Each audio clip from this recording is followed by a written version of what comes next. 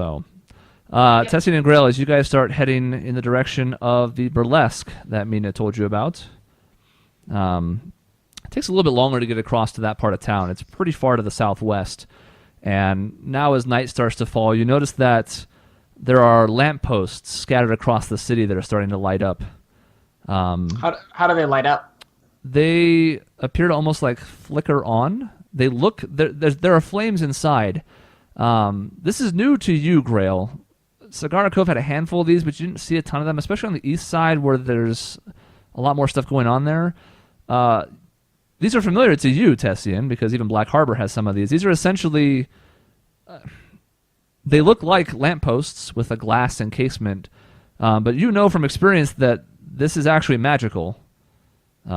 Essentially, the major towns have had people that were good enough with magic come through with continual flame spells and put them sort of like in a permanent rune on the inside of these lights to where they don't expend any oxygen, they don't give off heat, but they do provide light as though they were a torch.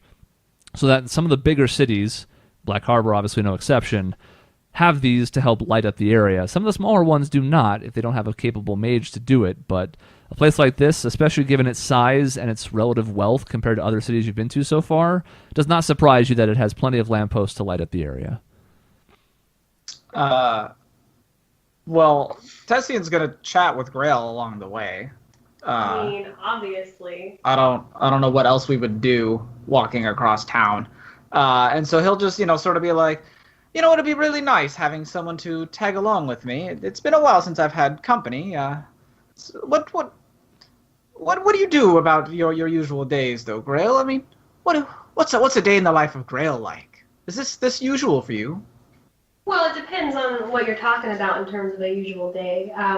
When I lived on my ranch, it was day in, day out taking care of sheep. But since I've left that town, it's been very much a wanderer's life. Anything goes, and I gotta say, it's actually kind of exciting. Well, you continue to surprise me. I'll give you that. One might think, someone from a small town wouldn't want to get out all that much, but you've got an eye for adventure. I respect that.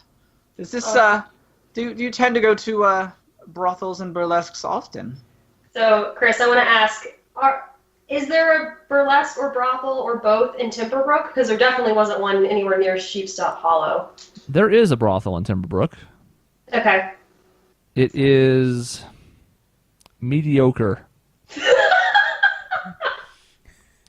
It's not seedy, it's not shady, it's also not high-end, it's not remarkable, it's serviceable.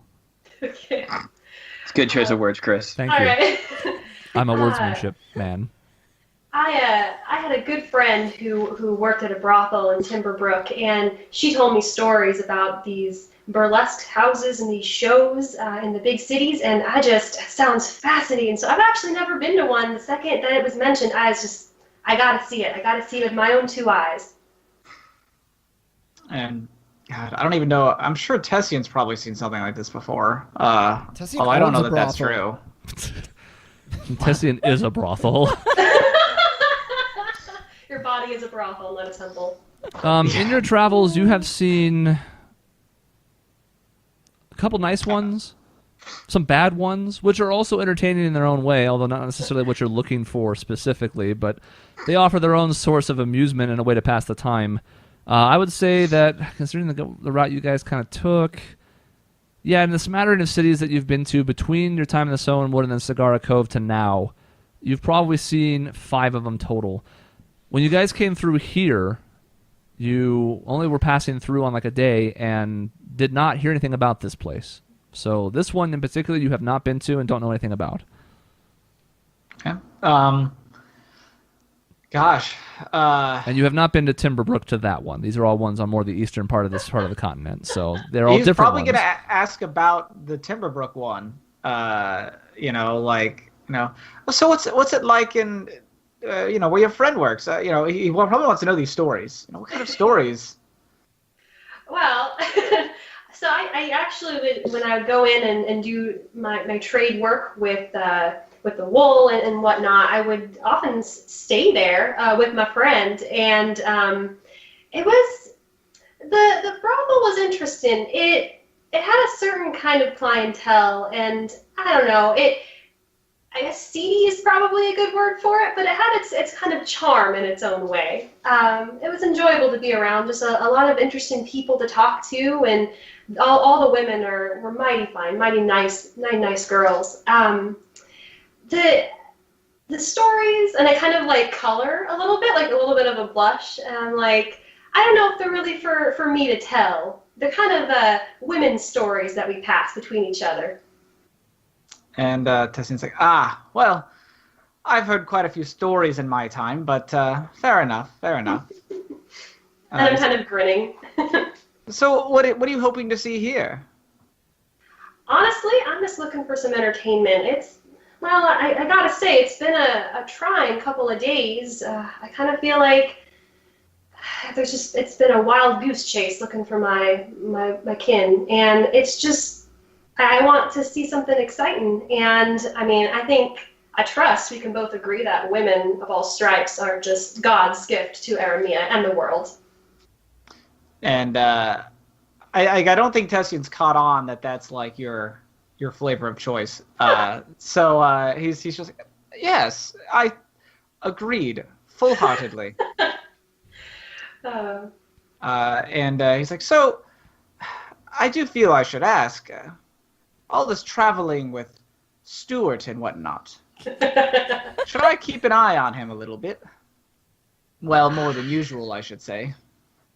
You know, Tessian, it's hard to say about Stuart. He means well. I say this with all my heart, and I truly believe that. He does have his biases, of course, and it's difficult to warm up to him. I was fortunate in that I kind of stopped, because I don't want to actually say what happened, how we met.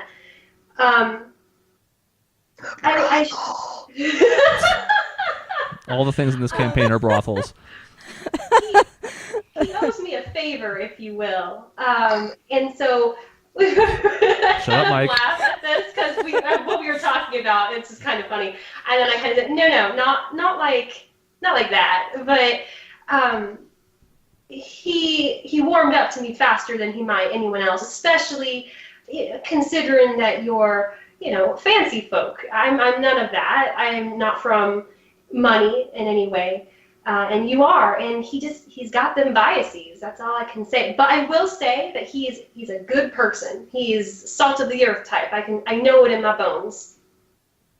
And Testing kind of takes it in and definitely kind of laughs at your joke about favors. But he's like, well, I wouldn't think he was your type. To kind of go along with that. And he tries to use that as a segue, and he's sort of like, so, Stuart aside, what is your type, Grail? I kind of stop and think about it, and I kind of look at the ground as I'm walking, and I just say, I don't have a whole lot of experience in that area to really know.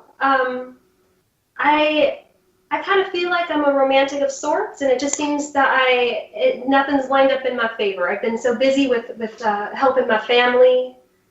Romance hasn't been something that I've had time for, and now that I'm adventuring, it just feels like we go from one task to the next, and it hasn't come up. So I don't really know, but when I find it, I'll know. And he'll kind of slow down a little bit and he'll be like, well, it's been my experience, Grail, that really true love and romance is the kind of stuff that'll make you feel alive. It's like an adventure in and of itself.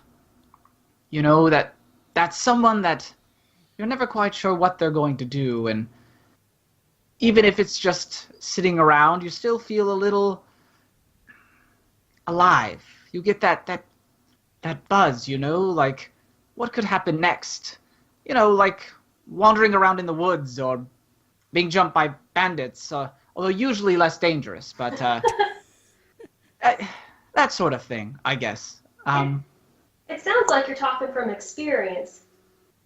And he's like, I certainly like to think so. But enough about me though. We should obviously keep going, of course. I feel like all we've been doing is talking about me. And he's like, that's fair. That's fair. And as you guys are Question? walking, Okay. you get to the place to which you were directed, and it doesn't seem correct. Okay. You're at what appears to be an unassuming, run-down, single-story building, and on the southern side of it, there are steps that lead down, and you realize that by those steps is a hastily made sign that says this is the Emerald Wand, which is the place to which you were given directions. It's a trap. The sign is almost so basic that it seems like an afterthought or like the bare minimum to meet a requirement. It's a sign. It has the name of the establishment, and that's about it. And as you get to this top of the steps, you look down and you see a burly, dark red scaled dragonborn. Has a flail in his hands, and he's standing near a door. Just curious. And Tessie like, it's one of those establishments. And Yeah. Oh. he'll like go down the stairs, just like it's usual. Like this is what you do. Mm-hmm. And then a follow. Okay. As you guys start to go down the stairs, the Dragonborn, who's just kind of like tapping his foot, not really paying a whole lot of attention, seems pretty well convinced that like whatever he's supposed to be on the lookout for, no one's going to get past him for lack of trying, so he's just going to kind of sit there and not pay attention. But as you start to get more towards the bottom of the steps where the door is, he stops you, Tessian, and he says, "All right, what's your business here?" And Tessian's like, well, entertainment, of course. Your business is my business. He kind of thinks for a second. He says, "Very well, you may enter," and he kind of motions for you to pass. Tessian doesn't like go in yet. He waits for Grail to get the go-ahead. Okay, so you kind of slide past him. There's kind of a narrow, this gap between where the wall is, because the stairs kind of descend, and him, because he's pretty big. But as you slide past, he then steps in front of you, Grail. Says, "All right, what's your business here?" Well, can't you tell? I'm one of the entertainers. And you see him kind of like roll his eyes. And he's like, "I don't think that's true, miss. But even if you are, go ahead." Thank you kindly. I'm just like laughing. I think it's the funniest thing in the world. So he's let you both pass to the door if you wish to enter. Yeah. Yeah. Inside, there is a very poorly lit, small, like narrow chamber that continues to head down. There are more stairs that head down, and the stairs here are almost like damp. The whole place is kind of off-putting. Like, Tessian, as far as this ranks with what you've experienced so far, this would be the worst. Fair enough. Oh no. The stairs lead down to another door. Wooden in nature, it is closed. We'll open it. Okay. Try the door, it is unlocked. And as soon as you open the door, you are hit by bright lights, loud music. As the door swings open and you get a full view of this room, it is a sprawling underground area. Cool. Bigger than Gothak's Goods, bigger than any other building you've been in to this point, at least in the on-air portion of this. There's like the whole floor, as soon as you get in from this weird like narrow chamber, the whole floor is red velvet carpet. There are crystal chandeliers on the ceiling that are lighting up the room brightly. They're kind of like interspersed throughout. There's maybe like a half dozen of them total that light up the room. The ceilings are almost like 20 feet tall. It's big underneath here. Across the room on the far side, you see what appears to be like a main stage. There's a 4-piece band currently performing, and a few dozen spectators that are all sitting in the seats in front of it, looking at the stage and watching and listening and enjoying the music. In the middle of the room, there is a raised platform. Currently has a buff and quite large humanoid male with an almost absurd amount of body hair across his rippling muscles and bull-like horns extending from his head. He's on the one side of the platform. On the other side, you see a dark-skinned elf-like woman with carefully groomed, flowing white hair that goes down to her back and a skin-tight black outfit. Both are getting rapt attention from several patrons who are seated just outside of arm's reach on the exterior of this like ovaloid platform. Along the right side of the room as you look in from this door, you see a long bar that almost covers the entire wall with several stools in front of it. Some people actually sitting on the stools enjoying it. There are various libations stocked in cupboards behind it that are attached to the wall. They're open. You can see them all kind of stacked in there, but a lot more selection than you saw at the Gilded Ale House. And then on the left side, you see a series of tables and chairs where there are a handful of people, but for the most part, people are congregating to the center with the stage and the back where the band is performing. This all looks very... So I assume my initial impressions don't match the inside here. I assume it's rather nice in here. Yes, like my this has ratcheted up from the worst to the best. Yeah. And Does Tessin get the idea that this might be like... Does he get the idea that this, like, is this... Like, if you're looking at the ceilings and the walls, does it actually feel like it's underneath this place, or was, like, stepping through the door like a portal of some kind? Does that make sense? This is connected to the place. The stairs down essentially got you underneath whatever that building that you saw on the surface was, a single-story building. This is underneath. This is all underground, because you can just kind of tell from how far you descended that it would still allow for a room of this height to be here. Okay. And it doesn't feel like you went through anything that was magical in nature. Okay. Even from just your experience, since you do have some with these type of places, you get the impression that this is an establishment that is not meant to be stumbled upon. So the exterior is unassuming and quiet and normal looking so that people just don't go, hey, what's this? So that like either they don't want strangers coming in here, they don't want children coming in here, maybe it's meant to be for a specific clientele, but given the opulence of the inside, it kind of makes sense that the exterior doesn't jive with it. It's intentional. Well, he definitely looks excited. He's like, yes, now this is what I'm talking about, Grail. He's like, where would you like to start? And I am just wide-eyed, kind of just like kid in a candy store. Like, what do we even... I'm looking at the floor, which is like in and of itself like opulent and ridiculous. And I just kind of like throw my hands up. And I'm like, I have no idea. Where do we even start? Tessin's like, well, drinks and then a show? That sounds amazing. Okay. I head on over to the bar, and behind it is a middle-aged human female. She is wearing, for lack of a better term, she's wearing like this pretty nice-looking, almost lavish, dark gray pinstripe suit with a vibrant red tie. And she's also relatively tall. She is definitely taller than both of you. Testing you like 5'8"? 5'9". Were we 5? Was I 5'6" or 5'8"? One of those two. I think it was 5'8". She's just shy of 6 feet tall, so she's taller than both of you, even more so for Grail, who's the shortest. Not like an intimidating presence, just like she gives off this aura of someone who knows what they're doing and someone who is relatively no funny business. I was going to say no business, and that's not a phrase. All business, all the time, just not funny kinds. Right. I mean, Tessin will kind of get her attention and,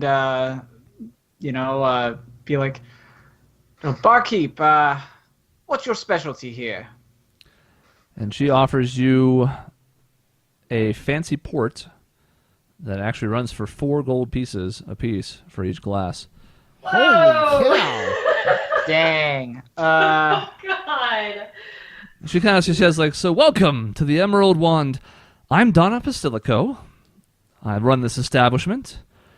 You're going to find pretty quickly that we run a tight ship around here. You're free to stay as long as you like. You're free to look at anything you want. Anything more than spectating, that starts to cost a little bit. But please, come in, drink, be merry. It's up to you to decide if you want that drink or not. But that is like the house specialty. It's also expensive, and you're not surprised because given the look of this place, the whole thing is probably pretty expensive. Yeah. Tessian will buy. He'll buy both drinks, so 8 gold. Dang. All right. There go the party This funds. is sort of the get Grail into the give her a little taste of lavishness. So Out of the party funds and into the party funds. Coming from the bank of the truth seekers here. That's all right. I'm like kind of stumbling over myself with thankfulness because I've never had anything food or drink related wise that expensive. And I'm just like, Tessian, thank you so much. And I mean, he's really like not even. I mean, he would want to say like, "Oh, you're welcome," but I mean, he knows he's sort of just spending everybody's money on this, so he's not going to take credit for that. And he's just like, "Oh, don't even worry about it, Grail. You know, everyone should be able to experience something like this once." And he's like, "Come, let's sit, listen to the music, see the show, all that." All right. She eventually ends up handing you a clear wine glass with a deep crimson liquid inside, and it's blood. Good.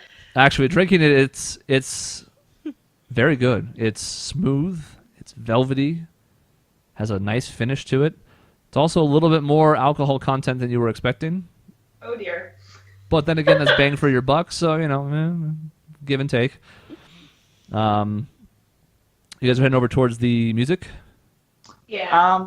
Well, I don't know. I think Tessian's going to try to position us like between the music and the drow or dark-skinned elf, whatever one she was, that dancer. Yeah, she is a drow, but same idea. Whatever. Ash skin elf drow, same thing. So yeah, you can kind of take a seat on the right side of the stands, and that gets you kind of close with her, maybe 25 feet behind you, band, maybe 20 feet in front. The band is also really solid. 4 humans. 2 of them are playing guitar, one of them's on drums, one of them is singing. Sounds like a standard rock band, but it's not playing rock music because that doesn't exist. Yeah, what kind of music is it? Yeah. So it's weird because like they have the composition of a rock band, but it's almost like what the people at the time would describe as hardcore folk. Ah! It's edgy, despite the fact that its lyrics and its sound are like gentle and flowing. The way they're playing the instruments seems like they're trying really hard, and they're playing them really hard. They're into I'm it. obsessed with this. I want to know what their name is. They're into it almost to a fault. Like, maybe this is, you can't even really tell, like, is their first gig, is their millionth gig, whatever it is, they're putting on a show, they seem to be having a good time, and they are strumming the hell out of those guitars and hitting the hell out of those drums. I mean, Tessian definitely is enjoying pretty much all of this, and he's sort of almost more interested in like seeing how Grail is taking it all in than actually taking it in himself. I think he's very much sort of the mindset of trying to get himself into her good graces at this point, because he wants to have her trust. So yeah, he's gonna let her take it all in and take it in himself. And as you're kind of watching, like, the band continues to play, this goes on for, 15, 20 minutes. They're playing a full set. Kind of looking around the room, you see the clientele, much like the town itself, is diversified. There's a lot of different types and races of people here. It seems like this is the type of place where the more affluent members of the city can come to often. But also there are some people that do not look like they have a ton of money who might be using it as more like escapism. Maybe they can't come often, but when they do get to, it's meant to be a time to forget about their worries and just enjoy themselves.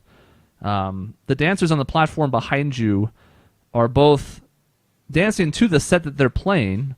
it's not really meant to be sensual, although they are both attractive and in various states of disclothing. It's meant to be more like just regular dancing and having a good time. It's not like grindy. It's not slow. It's not. But still, people are kind of captivated by them as they're surrounding the platform. They seem to be content with however their bodies are moving. The whole vibe that you get is just jovial, and it's weird because it's almost in direct contrast with everything you've seen on the streets going throughout the city. But at least in this, like, I was going to say small, but I guess in relative sense to the town, in this small corner of it, people seem to be having a more regular time.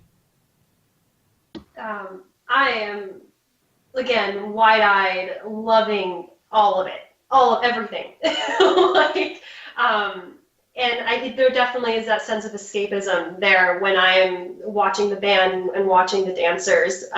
So much that I kind of almost like forget where I am, what we're supposed to be doing, that Tessian's right next to me. I'm just like very wrapped with every sensory experience going on. And you zone out for 3 days and starve to death. Yep. Yep. What a way to go. I know. It should be noted that you are left alone during this time.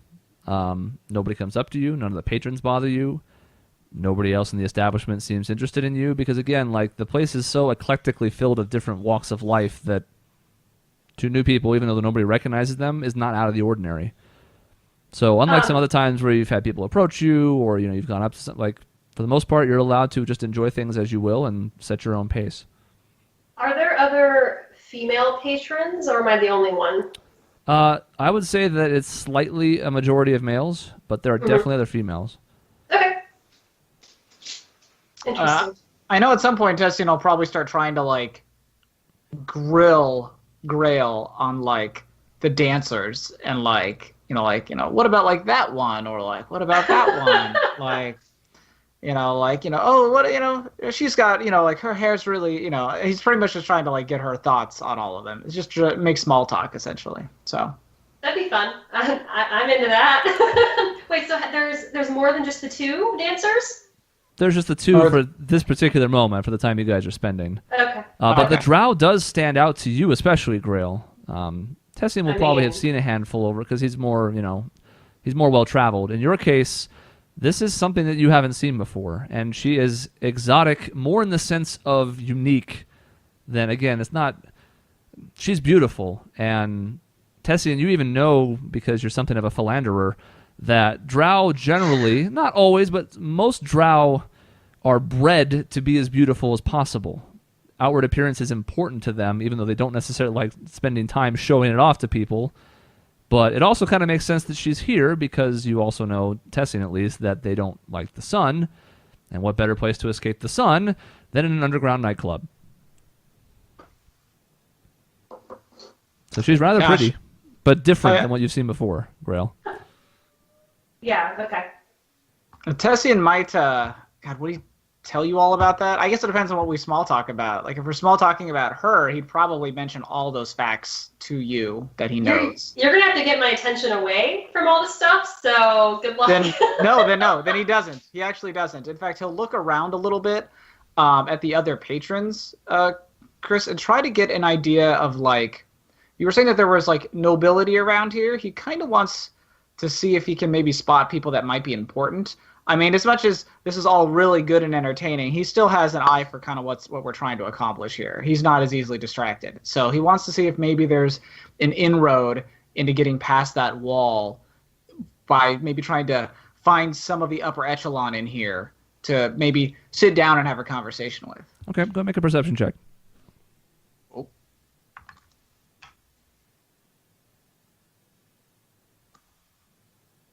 20. Okay.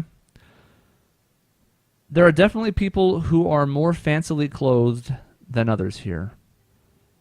And as you kind of look across at the tables to the left of the stage, the platform rather, where the dancers are, there are a couple that seem to have more of a dignified air about them. But as you're canvassing the room, the thing that really strikes you is that as patrons come and go from the bar, they seem almost deferential to Donna, to the point where, like, She seems very respected, but it also seems like you can tell just from being in a position of leadership yourself that she has a very defined set of rules for this place. Everybody seems to be following them, but they all are kind of like not weary of her or wary, but just they know that she's in charge, and they're all kind of like very polite when they address her, when they get drinks, when they come up to ask questions. Everybody that kind of comes and goes, Jesus Christ, from the bar, it's almost like your eyes are drawn to her more than anything. Then during one of the times when Grail is particularly distracted, he'll sort of quietly excuse himself over to the bar and kind of just wait for, I don't know, a lull in people trying to get drinks, just to kind of try to strike up a conversation with Donna. Okay. And she's kind of serving drinks at a certain point. It takes you maybe like 90 seconds to the point where she can finally come over and say hi again. She says, "Looking for more drinks? What do you need?" And he's like, "Actually, I just wanted to compliment you. This is quite an establishment you have here." And I say that as someone who's been to a number of establishments in his time. My apologies. I'm Tessian Black. Then he extends his hand to sort of greet her because he never gave her his name. So. Right. And she shakes her hand, reintroduces herself, Donna Basilico. And she says, "Thank you. I appreciate the kind words. We're trying to run something of a safe haven for people in the city. A place where they can go and forget about their troubles. A place that is different from everything else you can see in Falstock." And there's weight behind the word different. And he's definitely trying to like play it off like he did not catch that. And he'd be like, "Oh, of course, in my experience, every town needs a place for people to escape, to get away from it all. Although, I will say, the people here are far more jovial and upbeat than they were up above. Is it just this, like, why is it not more popular? You'd think they'd want to come here, or have you been trying to keep the establishment under the level?" She kind of laughs at that, and she goes, "You can't run a business this size without attracting attention from the people who run the city." And again, there's this extra weight and almost venom to those words. We are trying to run an establishment that can be as big and as popular as possible.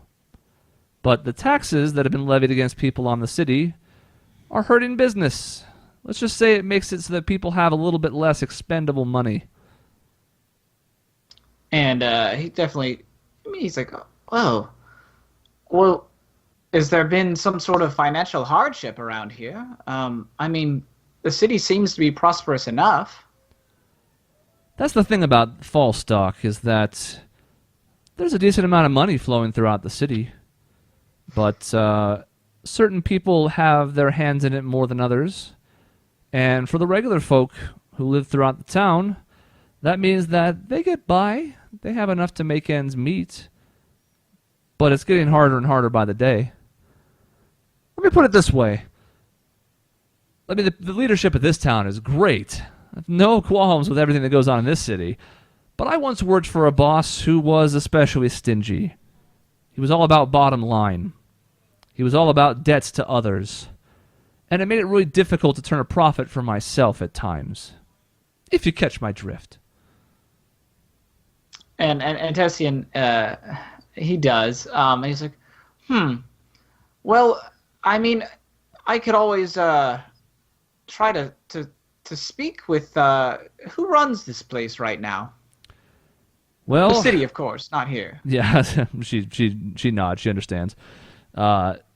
She says, "Well, it's hard to miss him. Whitwer Thorogood lives in that big house on the north side of town, and let's just say that too many people don't go up requesting an audience, because if they get one, it's usually an audience to get killed." And he's like, "Well, that's certainly concerning. And that's allowed? Look, it's none of my business. I'm not from around here. My family's city. We would never do that, though. That's how does he get away with it?" Well, when you're as powerful as Whitworth Thorogood is, and as well connected, and as firmly in control of the entire city as he is, let's just say that you have some added benefits, some perks of having that much power. Now, he's not just killing people out in the open, but people who go to seek an audience with him on the rare times it happens have a habit of disappearing and not being seen again. And Tessian's like, well, it is concerning, especially for an entrepreneurial person such as yourself. Well, you know what? Thank you, Donna, for the information. Fine establishment. I'll certainly be coming here more often. And good day. And he'll sort of nod and kind of take his leave. Okay. Yeah, she kind of thanks you again, and then you head back over to where Grail is. Grail is still just gone. This is worse than the Harpies. That's more like sirens. No, I don't know. I'm just trying to think if I notice when you come back. Probably not. You're going to have to really get my attention. Gosh, I don't think he would. I mean, he might be like, he might ask at some point, like actually directly ask you after he sees you zoning out. He's like, so enjoying yourself, Grail? Okay, good. Because if you hadn't, I've been like, oh. I kind of turn and I'm just grinning ear to ear. And I'm like, this is amazing. I couldn't have ever even imagined something like this. And he's like, well, take it all in. Although I got some information from the woman that runs the place. We may want to consider staying a few more days here. Really? What? She kind of, I look around. What kind of information? And he's like, well, I don't want to ruin your good time, but it does appear that this town is under, well, let's just say that this Thorogood character is up to no good. Although I'm not convinced it's necessarily his fault. Money troubles tend to be, well, complicated, usually. But it's definitely worth looking into. Oh, I mean, I did notice that people have been acting kind of strange up there, but I guess we gotta. What about Karash? I thought we were going to keep on going to Zrydev. And Tessian's like, well, that was the plan. We'll have to talk with Karash about it, but if money is the issue here, these slaves, his clansmen, might be connected to what's going on here as well. I don't know. Apparently, Thorogood's been increasing the tax around here to an unhealthy amount. It's not good for the economy. Even a place like this, as extravagant as it is hurting. I don't know, but for all the bad things we've heard about this Thorogood character, I don't know that it makes much sense to hurt your own business unless you've got another side business to compensate for it. Right. It's like, I don't know. I'm just thinking out loud at this point. I go back. You know what? Maybe we should order another round of drinks or something. I mean, if you want, I imagine that our party, the rest of our party, has found some more information as well. When we get back, we can pool our resources and see what we can do and what we should do moving forward. Tessian's like, I agree. So for now, let's just enjoy ourselves. That sounds good.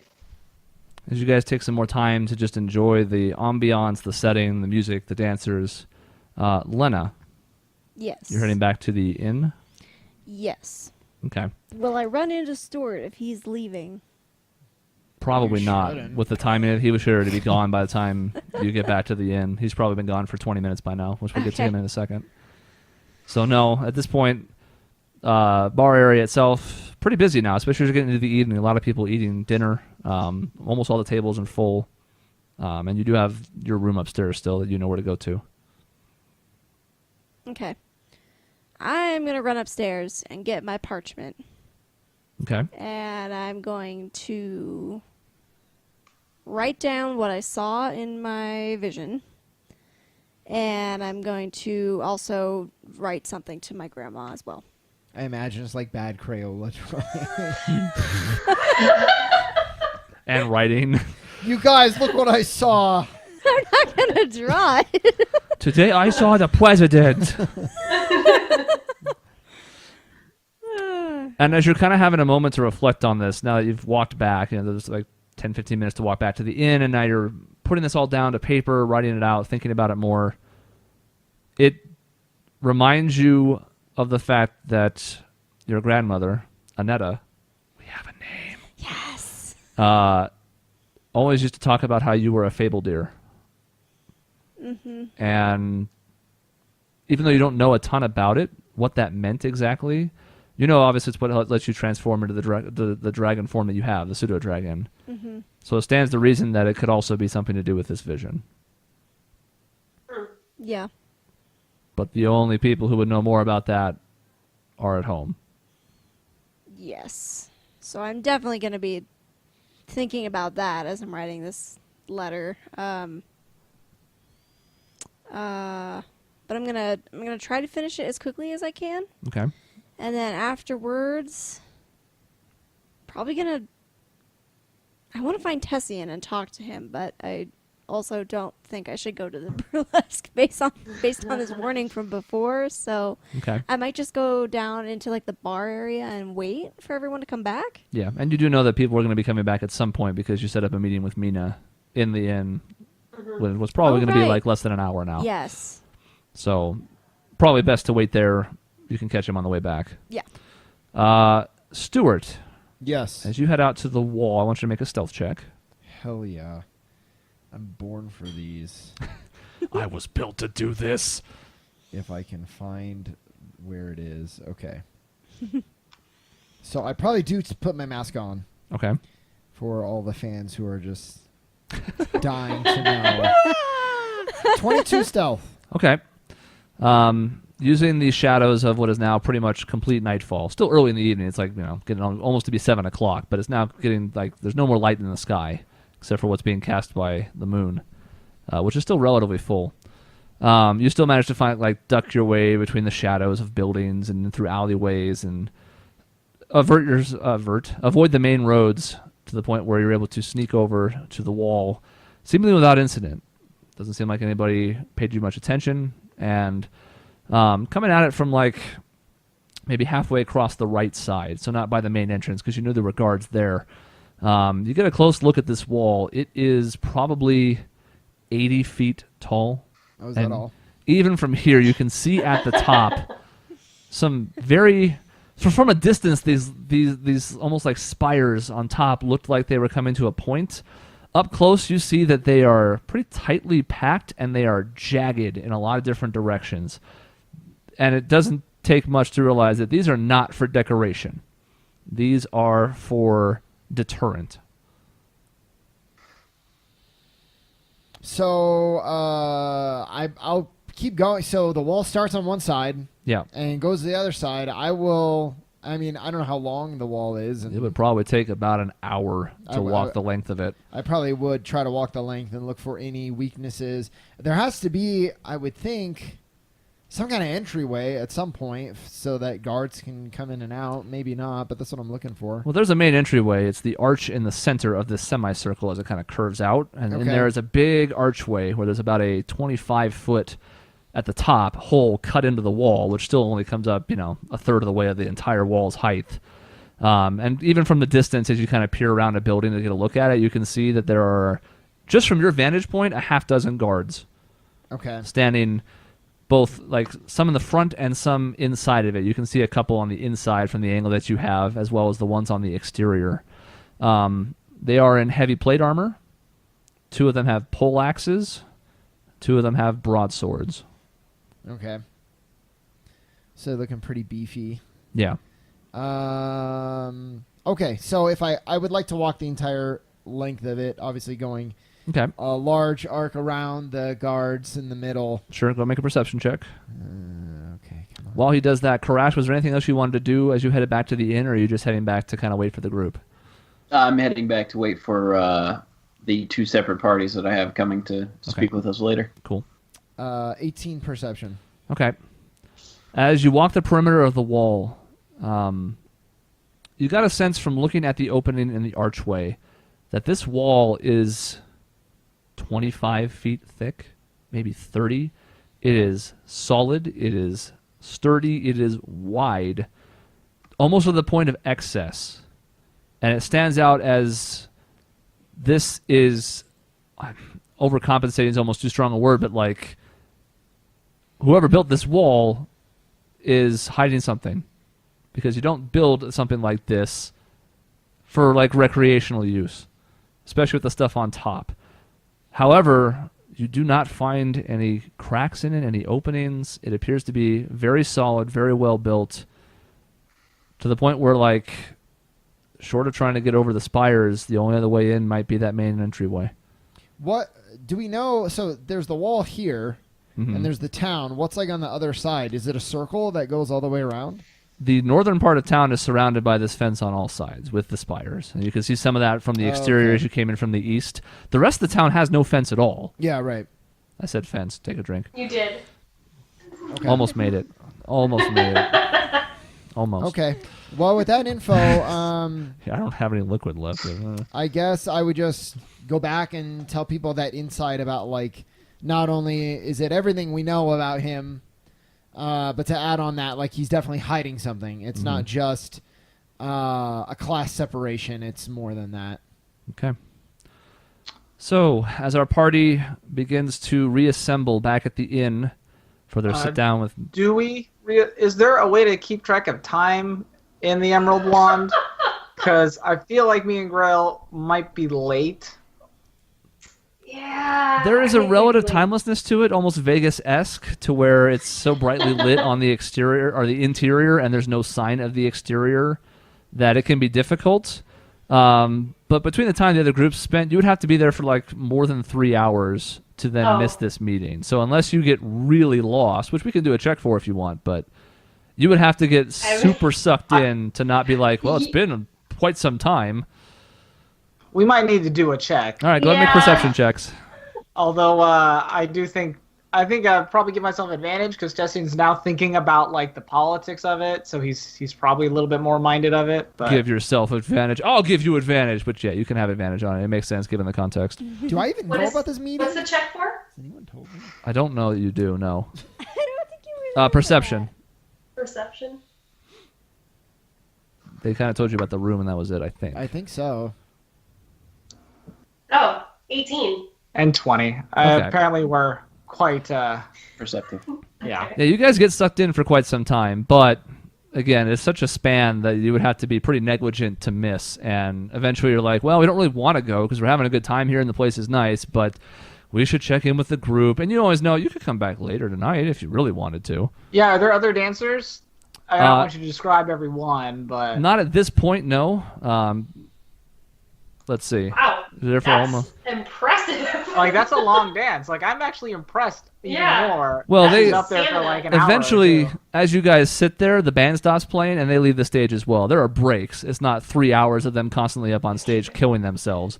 But when the set resumes and the band comes out to play more music, it's still the same dancers. They do appear to be on shifts, and you guys are not there long enough to see what the next ones are like. But if you came back later, Might have to. Yeah, but that drow though. Testing agrees. She's quite, and God, he'd even probably throw in a reference that she's the silver hair. That reminds him of Thea. He's a fan of it. So she is something. Both of them, you can tell, must be like, because this is the prime time, going in like dinner hour into evening. You can tell these both must be very popular because the Minotaur is also has quite a throng of people looking at him as well. He is swole. I'm less interested in the Minotaur, but I mean, fascinated. I don't think I've ever seen one before. I don't know why Probably I would not. have. So Don't know that Tessian has either, yeah. but kind of up to him. So, as our two party members try to pry themselves away from the burlesque, and other people make their way back to the inn, that's where we'll leave off for this session. As always, thank you for watching. You can find out more information by looking at the links at the bottom. The @Team Objection, objectionnetwork.com. There's more information about this campaign and all the other stuff that we do as a website, our podcast and whatnot, available on the website. It's great. Look at everybody shilling. I love it. And yeah, thanks for watching. We'll see you next time.